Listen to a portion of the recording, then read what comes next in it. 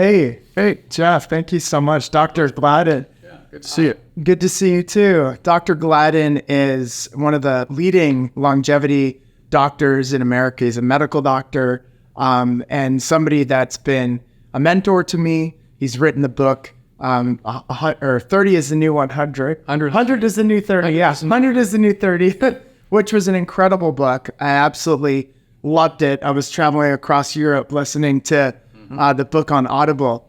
And he's probably one of the most intelligent longevity experts in the world. He's got longevity podcasts. He's interviewed a lot of incredible longevity experts. But why don't you tell us, first off, your little origin story of, your transition away from kind of the old Jeff to the new Jeff. Yeah, well, it's an interesting thing. My background is interventional cardiology, right? So I went to medical school, did internal medicine, then cardiology fellowship, and then I practiced interventional cardiology for 25 years. And I loved doing cardiology. I thought it was so great because we were always on the cutting edge, new technologies, new techniques, and we thought we were doing great stuff. This was back before stents were even out. Wow. So we did heart casts and angioplasties, and stents came out, then intracoronary ultrasound, and fractional flow reserve, and all these different things. And I started building cath labs, and I co-founded a heart hospital, and I got involved with medical device companies and started my own group and did all kinds of things in that space. And I loved it. And I thought, this is great medicine. But then I got sick. So in my 50s, all of a sudden I'm putting on weight. I'm getting brain fog when I get stressed. I go over a cliff of depression. Wow. And I'm super fatigued. Like, it doesn't matter whether I'm on call or off call, whether I've slept well 3 nights in a row or not. I wake up and I'm exhausted, literally exhausted. So I went in and I basically went to one of my colleagues and I got tested. I say, hey, look, something's not right. And so they ran their usual panels of everything. And the answer I got from them was, hey, everything comes back looking normal for your age. Right? That's the first clue. Everything's normal for your age. Right? Why don't you simply take an antidepressant? You're just getting older. And I was just like stunned. I was completely stunned because I've always been athletic, right? You're super athletic. I played soccer in college, basketball, all these things, snowboard, mountain bike, do all these active things. And I loved doing that stuff. And all of a sudden, I was not able to keep up with my kids. And I'm like, it's all going to be downhill from here. And my dad died with dementia, right? Oh. Right. So I'm like, oh my gosh. So on top of the depression and everything else, I was developing brain fog. And so it's like, wow, what is happening to me, right? So existential. So when I was told that, hey, you're just getting older, when you take an antidepressant, I said, no, I'm not going to do that. And that's when I threw myself into functional integrative age management medicine. And it took me 2.5 years. Now we could do it in 6 weeks, but then it took me 2.5 years to actually crack the code on what was going on for me. And I figured everything out, right? All the genetic issues that I had with regards to making neurotransmitters. I had subclinical hypothyroidism, completely missed on lab work. Wow. Only picked up with biometric testing, right? Things like this. And so I was depleted in certain hormones. And once I got those optimized, once I put the whole package together, I lost 20 pounds of fat, put on 10 pounds of muscle. I was back. I felt great.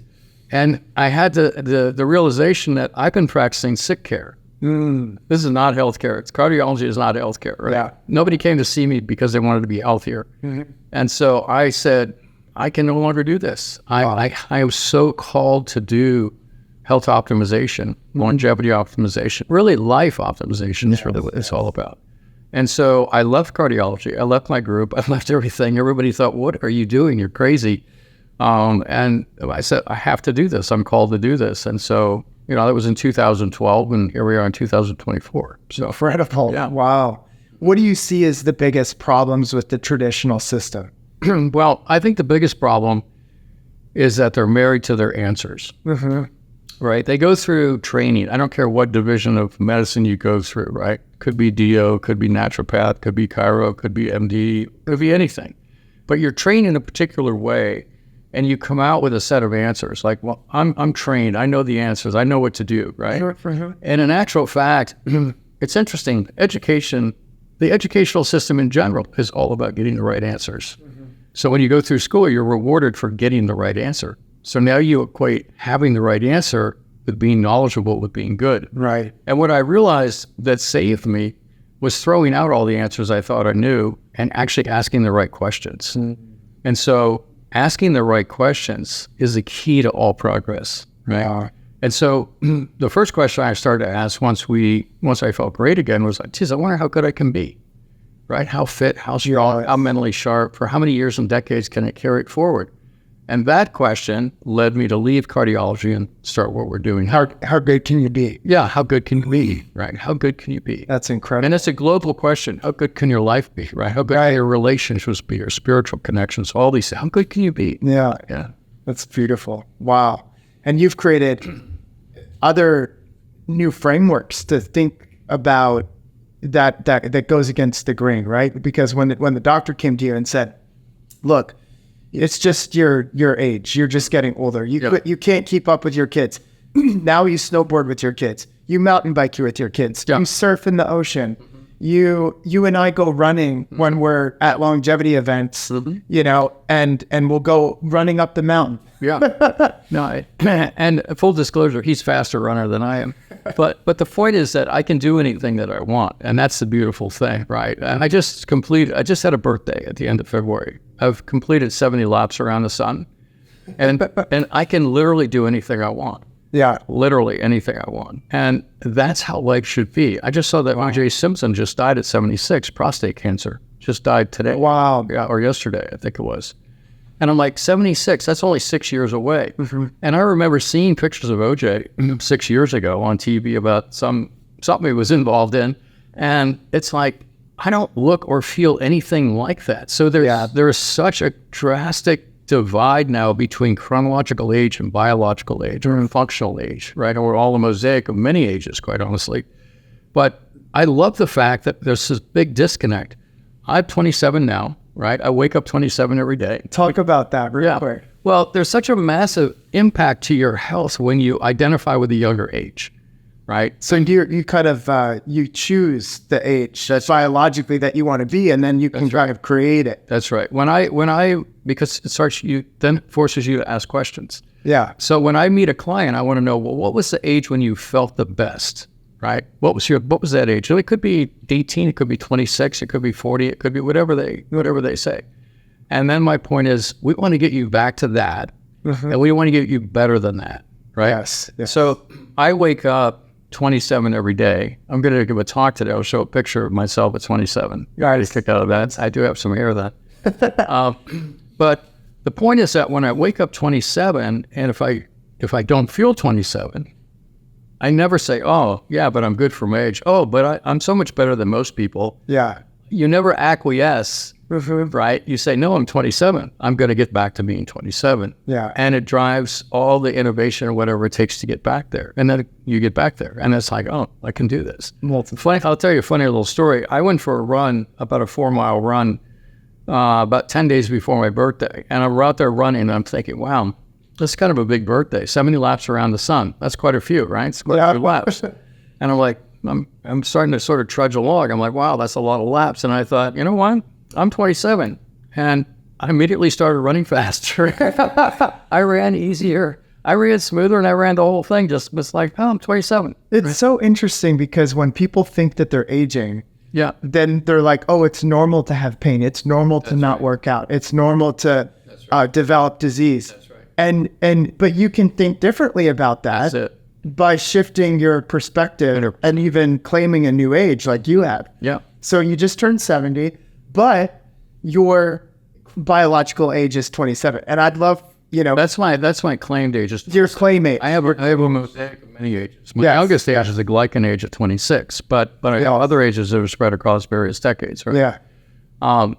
But that's so powerful to claim that. And so I would encourage anybody listening to this, think about the age that you want to live for the rest of your life. Because really for me, it's about living young for a lifetime. Yeah. And there's another element to this, which is the real target for me in longevity is to have when I'm 100, is to have a 30-year-old body and a 300-year-old mind. Yes. Right? And that's the other thing that's so worthy of development, right? So I pour time, attention, and resources into having a 30-year-old body, but I pour time, attention, and resources into developing a 300-year-old mind, right? All that perspective, wisdom, spiritual connection, fantastic relationships, all these things, right? Because what's the point of living? Right. Just so you can play more tennis and golf. Right. It's like, no, why don't we expand to being our full humanness? Why don't we become the full expression of what we're here to be? That's joy right there. Right? So I love Dr. Gladden. I mean, that's amazing. I love that. So you said there's a mosaic of ages. Mm-hmm. And, most people, they would just say, oh, well, I'm 50 years old or I'm 80 years old. But and I know that there's actually more to the aging process than just your chronological age. That's right. And so what I think a lot of people used to think their age was, okay, if you're cutting edge, you're testing the telomere length. Mm-hmm. And so, the telomere length is going to tell us what your biological age is. Mm-hmm. And so I used to do that. And I tested when I was 36 and my biological age was 18. Mm-hmm. And I was like, oh my goodness, my biological age is 18 years old. Right. But as the science developed, tell them what happened and what you do at Gladden Longevity. Yeah, so it became clear to me, actually, that there is no one biological age that you can do. You can't do a DNA methylation test and say, oh, I'm 6 years younger than I'm 10 years younger than my chronological age, so I'm good. Yeah. Right? That is so misleading. And quite honestly, one of the most dangerously misleading things that happens in this space. Because you may have a telomeric age, and that's kind of a global age, that's 10 years younger. But now I've had conversations with Ryan Smith and the True Age people. This test is not what you think it is. Mm-hmm. And they've actually worked out now to where they're actually measuring 11 different organ systems so you can see the age of these. Wow. We do that through physiologic testing, laboratory testing. What's the age of your immune system? What's the age of your brain? What's the age of your heart? What's your VO2 max? What's your bone density? What's the age of your muscles, right? What's your flexibility? And if we measure over 60 of these for individuals now, right? And so when you know the full scope of your mosaic of ages, right, you know where you are in the game. Mm-hmm. And if you understand fully your genetics, what are your predispositions? What are your assets? What are your liabilities? What cards am I holding in this game? Mm-hmm. If you know the cards you're holding and you know where you are, then you can play the game. Right. Short of that, you're kidding yourself. Right. Because you could have, let's say, a biological age telomerically at 18, but your thyroid or your heart or your gut microbiome or something like that could be 20 years older. Could be 20 years older. Right. So that's what's going to take you out. Right. Not your telomeres. It's your weak link. That's right. So you're only as young as your oldest age. And so, right. So you need to know where are my challenges? What am I going to go for? Right. That's a key takeaway right there, is that you're only as young as your oldest age. That's right.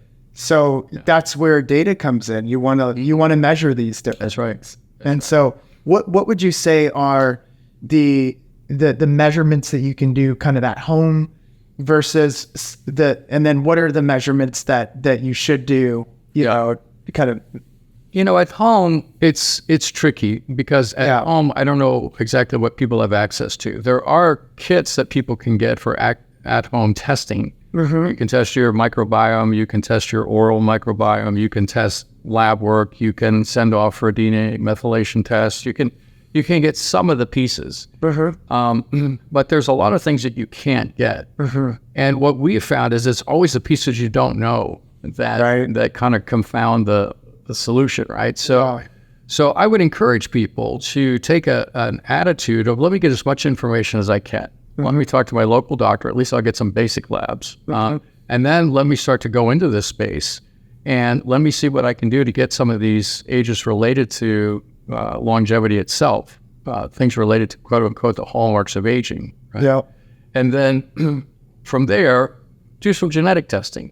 And maybe you start with something simple like 23andMe or Ancestry or something like that. And there's software out there you can run it through to give you an idea of some of the things that you have. Yeah. But if you have more resources and a bit more time, you can get so much more information. Yeah. That it can be truly stunning. And then from there, you can actually start to build things in an incredible way. I mean, we live in an incredible age. It's so exciting. It's so exciting. Yeah, exciting. So exciting. And you're leading, you're pioneering the future of longevity. You're leading a lot of different elements of this conversation. And so, you talked about the various elements that decrease with aging is the VO2 max, flexibility, Sure. your strength, your cardiometabolic health. Talk a little bit more about like the things that you typically see when people are declining in age, and then what are the things that we can do to like combat that? Right. So the first thing in aging, I get this question a lot, right? And the question also dovetails in with what can I do without having to spend a lot of money? And of course, a lot of money is different things to different people. But Right. point is, the way we look at it is the first thing we do with an individual is to do the testing and see where they're at. But the very first thing we'll do is it's not about things that you need to take or whatever. It's what do you need to stop doing, right? What do you need to stop doing? Right. And so many times there's dietary changes, there's changes in terms of activity, sedentary, things like that. So you want to look at some of the basics, how they're sleeping. Really? And a massive one is how much anxiety and stress they live with, right? Stress really sabotages health so dramatically. Wow. And you may have read the book, The Body Keeps a Score. It basically, we store that stress inside of us physically, right? So we carry it with us. This is a chiropractor. Right. Come in and they're holding this tension in their, graph or wherever it is. It's emotional. It's emotional. Psychological, right? That's right. And that's where developing this 300-year-old mind to actually go back and heal those old traumas, right? And understand them, heal them, and ultimately transcend them to where you actually become grateful for them. Yeah. It's like, oh, now I'm a better person because of this. Now I see the world in a better way. Right. When you get to that point, now you can start to let those things go. And quite honestly, your health improves dramatically. Blood pressure, attitude. Just by addressing stress. Yeah, because you stop self-sabotaging. Right. Right. When you're stuck in this spiral of anxiety and worry and all these things, then you're trying to medicate to get out of that. Maybe it's exercise, but maybe it's alcohol, or maybe it's something else. Right. When you break that cycle, now you're free to actually start to really press into the good stuff. That's incredible. Yeah, that's incredible. So that's easy, or not? It's not easy, but it doesn't cost any money necessarily. Right. Right. Now you've developed, where you're one of the top longevity practices, if not the top longevity practice in the world, Gladden Longevity. And you have billionaires flying in. You have people flying in that have heard your podcast, that have read your book. Talk a little bit about what you're doing differently and why your longevity center is so unique. Well, I think the thing that really distinguishes us is the fact that we have, you're putting on a conference here. And it's a beautiful conference. I went through the list of speakers that you're having. We work with most of them. Yeah. So we have all the technologies that they have. Right? All the technologies that you're going to hear about in this thing, we pretty much have in the office. If we don't, we can get it easily. But that's not our claim to fame. It's not about what we have. It's about the way we think. So when somebody comes to see us, it's not about, well, we have all these technologies, let me do this for you. Yeah. It's like, no, let me understand you deeply, right? Let me unravel the knot of who you are, right? Across all this, we have 4 circles, right? The life energy circle, the longevity circle, the health circle, the performance circle. Let me understand you as deeply as I can. And then from there, let's do the testing that's appropriate to that. And then from there, let's build a plan. And if you need this technology, okay, great, it's here. But it's not, a lot of clinics, you come to them because, well, we're going to do stem cells, or we're going to do this, or we're going to give you that. And it's kind of automatic. Everybody gets the same thing. Right. Whereas for us, we're really so devoted to this person actually becoming the best expression of themselves that we really take the time to understand them deeply. And I think that's kind of a distinguishing thing. And that's incredible. I mean, that's the ultimate in customization, right? If you go to like a 3-star hotel, it's just kind of like, here's a bed to sleep on, which is the healthcare system. That's right. And then when you go to a 6-star hotel, they customize things. They look at all the know different. who you are. Exactly. They know who you are. And you're different than everyone else. Yeah. Right. And that must be like, what was the transition like as you started to understand this away from the old cardiology self and the things that you did in cardiology, where a lot of people are numbers almost, right? In statistics, to like where you are now? Well, it actually started in cardiology because when I was doing interventional cardiology, there was a genetics test that came out from Berkeley, Art Labs. And it was the first genetics test that was kind of commercially available. And they had a cardiology profile there that had only about 6 or 7 steps, right? But I found it so interesting, right? I could actually see the steps for Lp(a). I could see KIF6 to see who was going to respond to a statin appropriately or not. Right. I could start to see 9p21 genes that were really going to accelerate premature atherosclerosis. All of a sudden, if I did that on a client, I knew a lot more than I did just from talking to them. And so I started to see that everybody was different. And I could change even in that paradigm, I could change my therapies to meet the individual, and we were getting better results for them. Wow. Right? So then when I hit mind ball, it's like, well, I'm going to take that same mindset, of course, and apply it here. And so that's it was carried on from there. That's incredible. So what are the top clocks that you would test for? I think you'll never get away from DNA methylation. DNA methylation ages are getting much, much better. Initially they were developed by Steve Horvath at UCLA. Yes. And they were essentially, and they're consistent across all mammals, right? Horses, dogs, all mammals, right, are on this clock. And what it is these methyl groups, these carbon with 3 hydrogens, get attached to the DNA or unattached from the DNA in ways that allow the DNA to express itself, right? And so as we age, the expression of the DNA changes based on these methylation patterns, right? And so you can track those patterns, and when you track it, it correlates to a chronological age. So the first thing they were trying to do with these clocks was to say, okay, can I predict your chronological age by looking at your DNA methylation pattern? Right. It was simply trying to, can we get it close to your chronological age? Right. Then they started to think about, in phase 2, it was like, well, can we think about this a little differently? Maybe you're healthier than this person. Can we see a difference in your biology? So now is there a biological age component here, right? And then from there, it moved into, can we actually get at your rate of aging, right? And so, right, and the Dunan pace. And so now the rate of aging came in. And now I'm really encouraged about the fact that they recently have developed this new test where we're now looking at the age of multiple organ systems, right? So I think you can't get away from DNA methylation. It's only going to get better. Yeah. I think one of the other key things is you want to know where your brain's at, right? So we do brain testing, computerized testing to see somebody's brain is. We use something called brain tap to get a brain age and also look at the whole neurohormonal system. Yeah. We do in-office testing to look at vascular ages with max pulse and cardiac action. We do VO2 max testing with cardiopulmonary exercise testing. So we get a heart age, direct heart age, anaerobic threshold to see how in shape people are. We get lung volume, so we know their lung age. We do DEXA scans to get bone age and bone density and muscle mass and things like that, right? So you basically just look at every organ system and say, what do I need to actually understand where this person is with that, right? Yeah. And so you work your way through that. Yeah. So incredible. Yeah. I love that. Yeah. So where do you see the future of longevity? Like, it's moving so fast, but... And AI. Yeah. So AI. Yeah, AI. In what way? In every way. We've been working with AI for 4 years. And we now have developed some really, really, really cool AI stuff that's about ready to pop. And so we can do all kinds of amazing things. Like my book is now in the AI. My podcasts are now in the AI. We've got a longevity library with thousands of articles behind it now. Wow. So you can talk to the AI. It's kind of like you're talking to me. It is super, super cool. And the idea is to be able to start to coach people virtually, because now I'm a limited resource, you're a limited resource, but I want to be able to coach millions of people.